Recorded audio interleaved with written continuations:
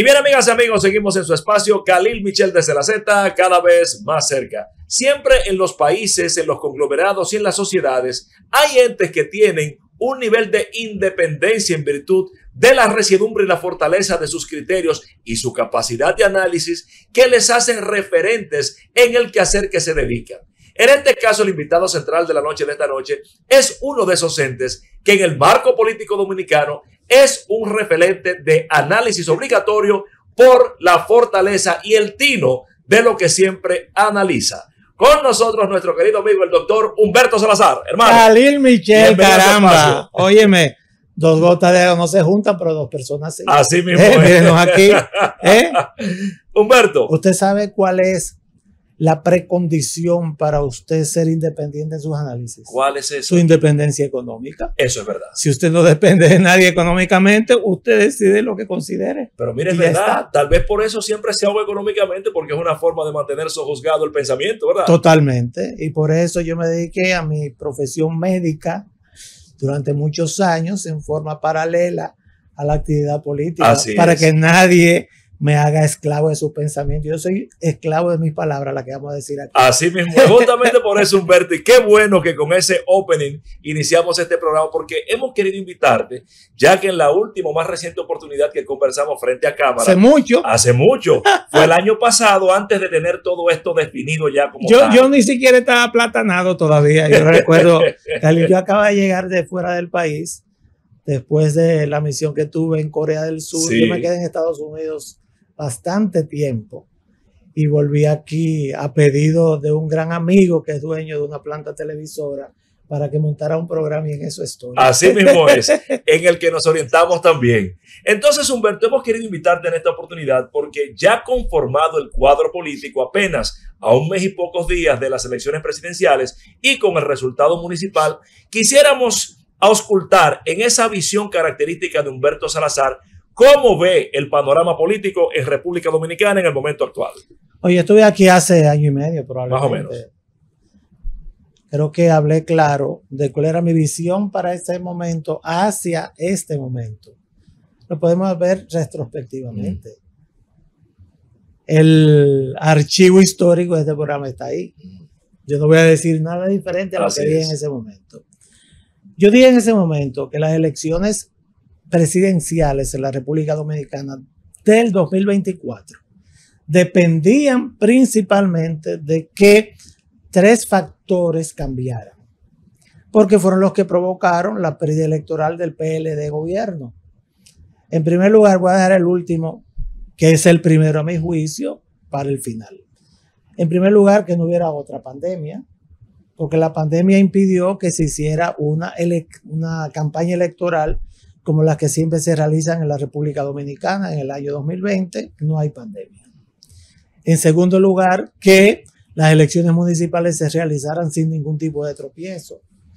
Se realizaron sin tropiezo, excepto un poco más alta la abstención, que generalmente es muy alta en elecciones municipales en el país, y se realizaron sin tropiezo. Y el tercer factor del cual dependía la oposición era una reunificación o reencuentro entre el PLD y la Fuerza del Pueblo, más bien entre Leonel Fernández y Danilo Medina. Yo planteé en ese momento de que tenían que construir o reconstruir una serie de relaciones primarias, primero entre los dos líderes de esos partidos, posteriormente en el cuerpo social que representan tanto el PLD como la Fuerza del Pueblo, porque son dos partidos de la misma extracción, son partidos con el mismo padre, que ambos están conformados por personajes que vienen de la baja pequeña burguesía pobre y muy pobre de los barrios más grandes del país.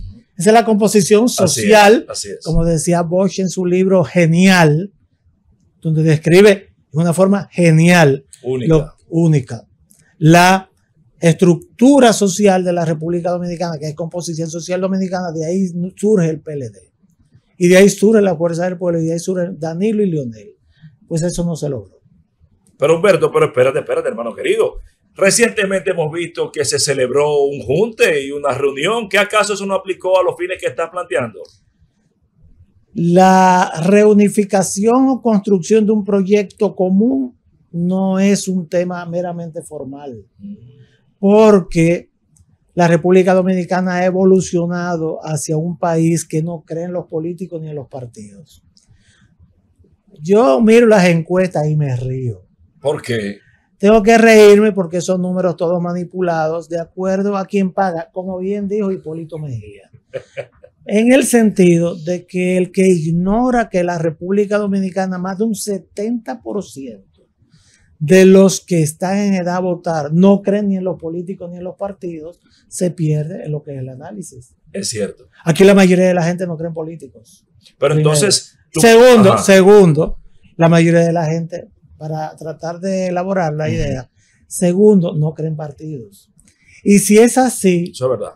Una foto de un periódico, un acto meramente formal, después de muchísimos ruegos entre Leonel y Danilo, nos va a convencer a esa parte del electorado que esa alianza o acercamiento es real, no la creen, o es sincera.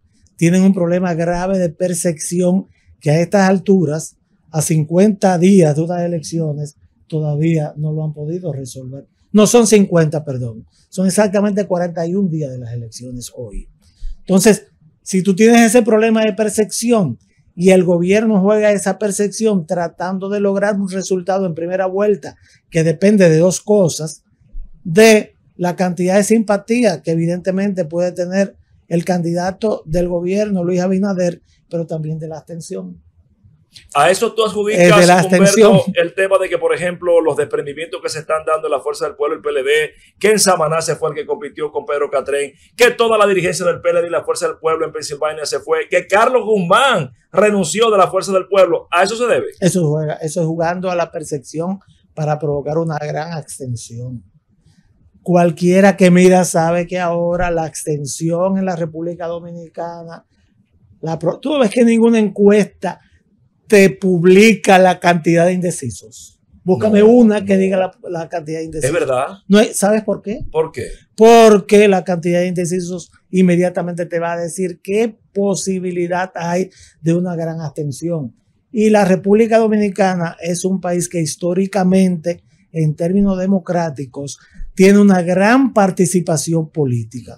Pero hay signos en este momento de que habrá una gran abstención y faltan 41 días y yo pienso volver aquí a estar contigo después de las elecciones. Así como es.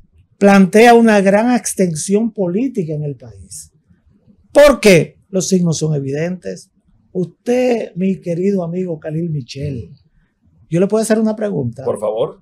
¿En cuántas campañas electorales usted ha participado? Del 96 para acá en todas. Exacto, y yo también.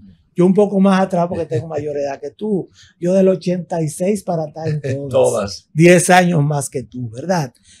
Mire, y usted, segunda pregunta, ¿y usted ha visto alguna vez en su vida, en todos esos años, una campaña electoral más aburrida que nunca esta? En mi vida, lo decía ayer en el Gobierno de la Mañana, nunca en mi vida, y de hecho te iba a hablar de eso, a preguntarte, mírelo ahí, que esto parece definido, que habláramos de senadores, porque arriba parece definido. ¿Es así? Usted ve, la apatía de la población es un reflejo de lo que viene como la abstencionista.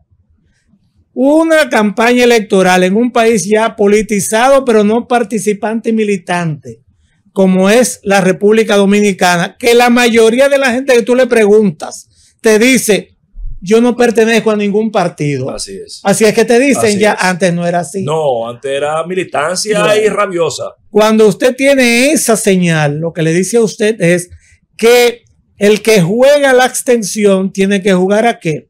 A desinflar al enemigo. Y el enemigo, que no es más que el adversario en este caso, en política no hay ni enemigo ni amigo, hay adversarios y adherentes, que son todos circunstanciales. Así es. Entonces, usted le quita a Carlos Guzmán, le tumba el ánimo a los que son miembros de la oposición en Santo Domingo Norte y en el resto del país. Usted le quita al candidato de Samaná, usted le tumba el ánimo a los miembros de esos grupos. Usted le quita una serie de dirigentes y todos salen, hasta el de menor valía. Se lo ponen en la prensa y se lo perifonean. Eso quiere decir que usted está tumbando el ánimo de un electorado que no es militante, y podría ser simpatizante, pero se encuentra perdido. Pero espérese, déjeme terminar. Eso se llama neurociencia. Eso se llama neurociencia, y dentro de las neurociencias modernas está la forma de en el cerebro, usted manipular a un electorado a través de una campaña electoral.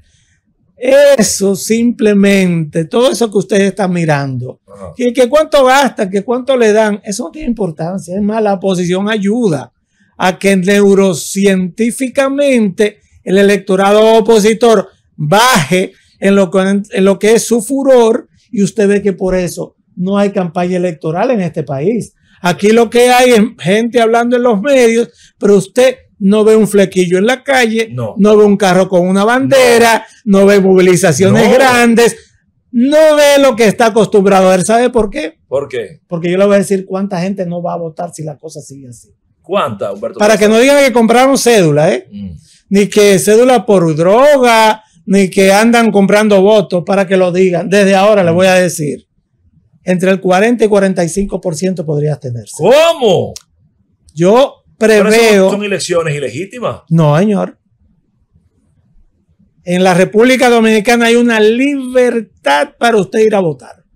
Usted no está obligado a ir a votar. No. Usted va a votar por su propia voluntad. Así es. Y vuelvo y les repito, yo espero una extensión entre un 40 y un 45%. Yo voy a venir aquí después de las elecciones. Tiene que ocurrir un fenómeno importante en los próximos 41 días para que esa tendencia cambie. Hay muchos incluso que son militantes que nos están mirando en este momento, Khalil Michel, que dicen que no van a votar. Eso es verdad. No, pregunta a la gente que te rodea. Ya eso estaba por sentado, eso pasó. Exactamente. Ya, ¿para qué? Entonces, esa es la estrategia política hacia las elecciones del oficialismo. Pero, ¿qué hace la oposición? Ahí viene la otra pregunta. ¿Qué está haciendo? Quejarse. Yo no sé qué hace una comisión en la OEA desde ahora. No sé qué hacen. Que le van a hacer fraude es el lenguaje permanente y directo. Que me compraron votos, que hicieron. Eso no es la estrategia correcta. ¿Y cuál sería la estrategia correcta? La estrategia correcta es brindar esperanza a la población. Pero ¿cómo se logra eso? ¿Cómo se logra? La desesperanza viene por la división. Volvemos ahí a mi comparecencia aquí de hace año y medio. Así es. Le dije, resuelvan su problema de división. Te lo digo aquí, así es. Resuelvan su problema y tienen que sentarse juntos a construir un proyecto de coalición. Pero fíjate lo siguiente. A ver. Lo primero es, si yo fuera el líder de la oposición, ¿qué yo dijera? Ah, perfecto. Nosotros tenemos una coalición que ya presentamos, ¿verdad? Y sacamos un abrazo. Que ya Leonel dijo que no es para un tema de resolver el tema personal. Lo dijo en una entrevista, donde lo aclaró, que él ha tenido conversaciones con Danilo Medina por teléfono, pero que ese no era el tema. El tema era presentar un proyecto conjunto. Perfecto, les compro la idea. Bien. No hay problema, tenemos un proyecto conjunto, ¿verdad? En primer lugar, ya tenemos el abrazo, olvídese de eso si quiere. Pero dígame una razón por la cual Leonel, Danilo, Miguel y Abel no hacen campaña juntos. Y me dicen a mí, que cada partido tiene su candidato presidencial. Esa es la tesis, sí. Ah, pero yo le voy a decir la otra. Sí. Y ellos no dicen que es un gobierno de coalición. Y si es un gobierno de coalición de participación de todos, no hay diferencia en los tres candidatos. Eso es verdad. ¿Por qué no hay diferencia en los tres? Es un concepto político. Claro. ¿Por qué no hay diferencia en los tres candidatos? Porque los tres plantean un gobierno en el cual todos participan. Y si gana Leonel, todos participan. Así. Si gana Abel, todos participan. Si gana Miguel, todos participan. Entonces, ¿cuál es la diferencia entre hacer campañas todos individuales o hacer una campaña conjunta? Ninguna. Así es. Porque todos participan. Entonces, ¿es cierta o no? Es cierto, perdón, o no el planteamiento de un gobierno de coalición. Porque parte de una división en la campaña. Segundo, y no tienen 25 candidatos que son candidatos a senadores comunes. ¿Por qué no fueron el 100%? Perfecto, no son el 100%. Saque 7, vaya a los 25. ¿Por qué no van todos juntos a hacer campaña con los senadores? No lo he visto. Y con los diputados, que todos participan y compiten unos con otros. Porque aparentemente, y yo estoy hablando como alguien que no es militante de ningún partido. No, no lo eres. Aparentemente, el planteamiento de un gobierno de coalición entonces no es real. Si fuera real, no estuvieran divididos en la campaña. Es correcto. Humberto, pero en el marco de eso estamos conversando con Humberto Salazar y dije y anticipé que las residumbres de sus conceptos y libertad de exposición marcan pautas a seguir y creo que no me está haciendo quedar mal, como nunca lo hace. Yo digo lo que pienso. El que no le guste lo único que tiene que hacer es quitarme. Humberto, pero entonces me respondiste una de las preguntas que te iba a hacer y era si esa abstención era inducida. Ciertamente se le en parte sí. Al oficialismo PRM. Ahora bien, la pregunta sería, la oposición, pese a todo lo que dices, no tiene ningún nivel de perspectiva de cara a las elecciones presidenciales ahora en mayo. Yo le voy a decir algo en cuanto a la abstención. Vamos a ver. ¿Por qué el PRM apuesta a la abstención? Porque a mayor abstención hay la posibilidad de pasar el 50% y usted es matemático. Así es. Usted estudió ciencias matemáticas. A medida que menos cantidad de gente vota, su posibilidad de subir por encima del 50% sube también. Claro, por la cantidad que tenga. En el año 2020 fue un 53% del electorado. La pandemia, achaquen a lo que ustedes quieran, la pandemia, eso fue lo que le llevó al 50% de los votos. Esa es la realidad. En la situación que está en este momento trabajando la oposición, contra lo que puede ser mi deseo, yo no le veo posibilidad a la oposición de ganar las elecciones. ¿Contra lo que puede ser su deseo? Claro que sí. Descífreme eso, no lo entendí. Porque yo quisiera que hubiera un cambio en el país. ¿Por qué? Porque creo que lo que le conviene al país es cambiar ya de presidente cada 4 años.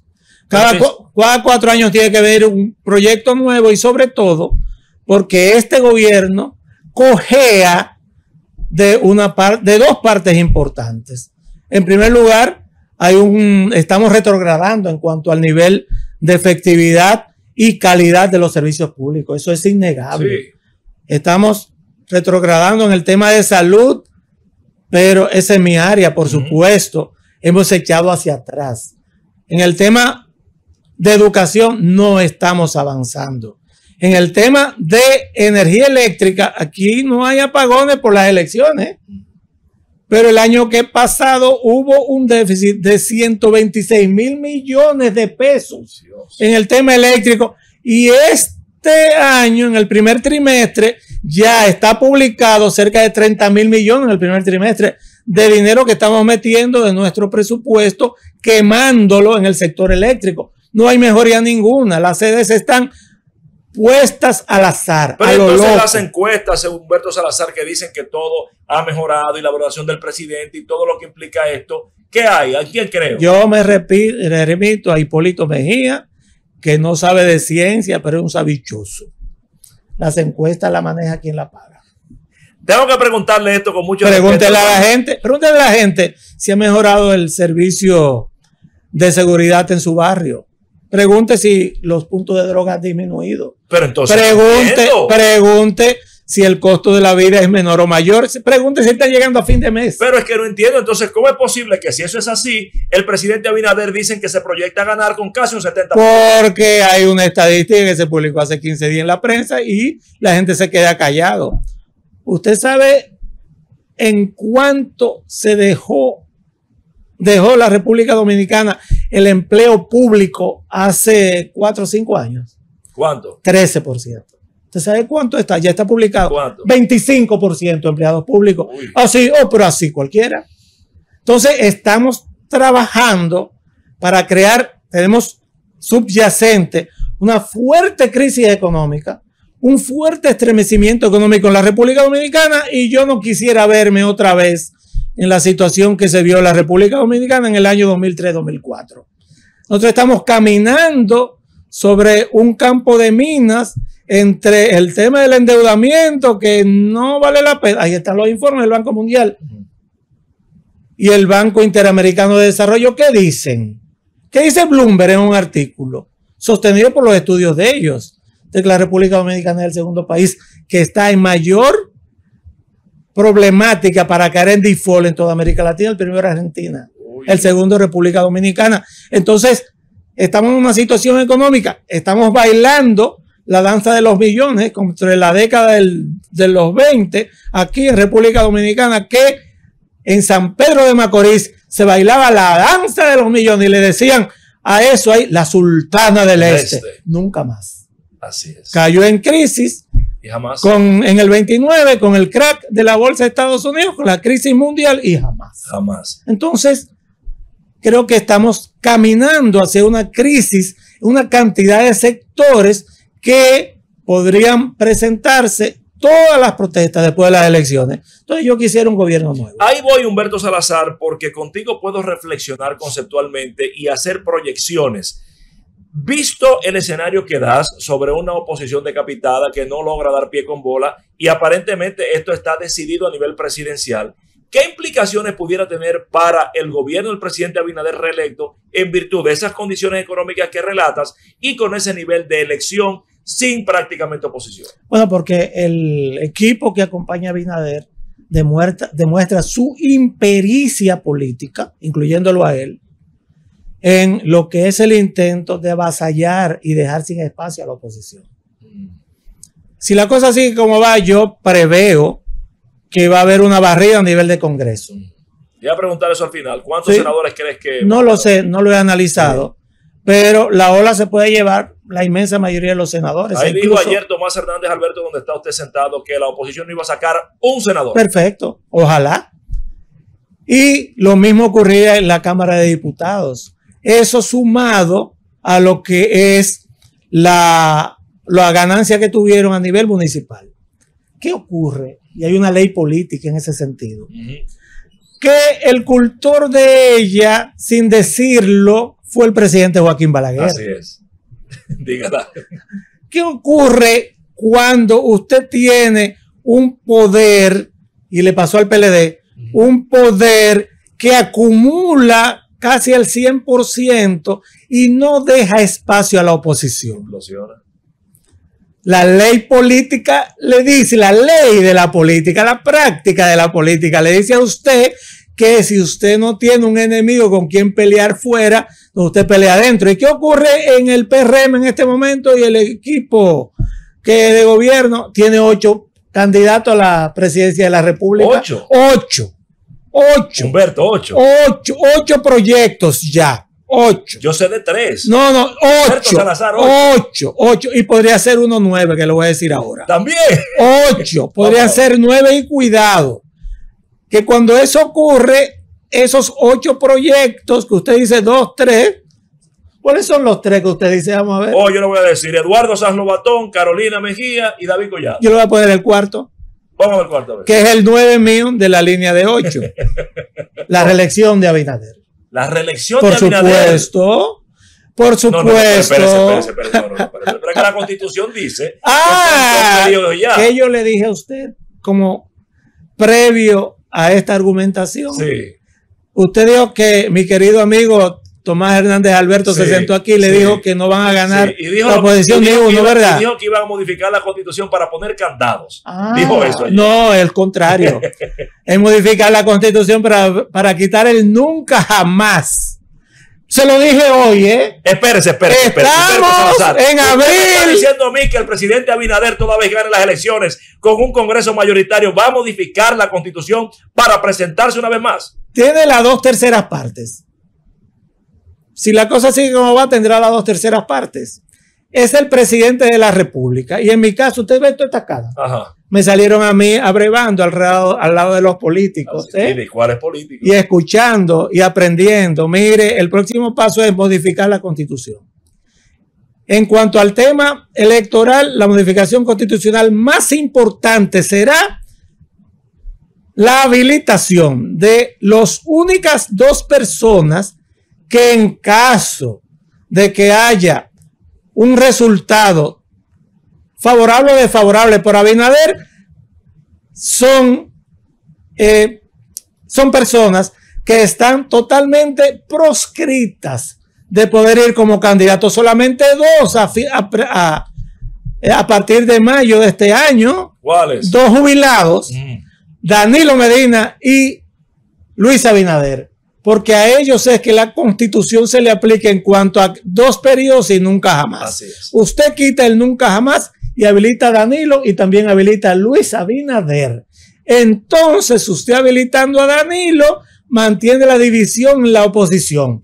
Y usted habilitando a Abinader abre el espacio para que vaya de candidato. Y le voy a decir por qué lo va a hacer. ¿Por qué? Porque yo conozco este país. Porque si Luis Abinader no modifica la Constitución y se habilita, lo van a dejar solo en el primer año de gobierno. Dios Así mío. como usted lo oye. Porque esos 8 proyectos van a comenzar a adueñarse del gobierno. Y esos 8 proyectos van a querer usar el próximo gobierno para construir su propio proyecto presidencial. Se lo dije hoy. Yo lo voy a dejar hasta ahí, como digo en la mañana. Ahí se lo dejo con la convocatoria necesaria para que cuando pase el proceso... Usted lo que tiene cara de asustado. No, pero estoy sorprendido porque la verdad es que es elemento que invita a la reflexión. Pero le dije hace año y medio que tenían que unirse la oposición, ¿verdad? Y todo fue no lo hicieron. Tal como usted dijo. Le estoy diciendo lo que va a pasar aquí en el futuro si el resultado electoral es el que usted y yo estamos hablando en esta etapa. Así es y lo comparto. Hermano querido, gracias por haber participado con nosotros. Una conversación de conceptualización profunda y de orientación política, tal y como lo prometió y como él siempre lo hace, Humberto Salazar. Con esto concluimos la entrega de la noche de esta noche. Nos despedimos. No sin antes recordarles que mañana estaremos a las 7. Khalil Michel desde la Z, cada vez más cerca. Llévatelo, Francis.